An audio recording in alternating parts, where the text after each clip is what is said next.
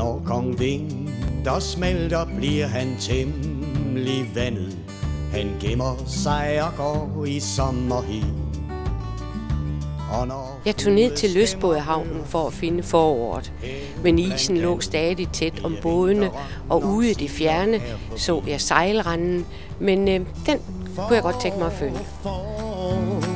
Ude i det fri, alting grønnes, og det er... Jeg tager ned til Gammelhavn, hvor det første jeg ser er et isbjerg, som sejler forbi. Den er ikke så stor som Fyn, men den er måske lidt større end en familiepizza. Vandets blanke flade, der griber jeg om violinens hal. Men man skal passe på, da det stadig er glat. Alligevel kan jeg se, at fuglemanden har været der. Fuglene skal jo have mad. Forår, ud i det fri. Hvad er det, han har så travlt med?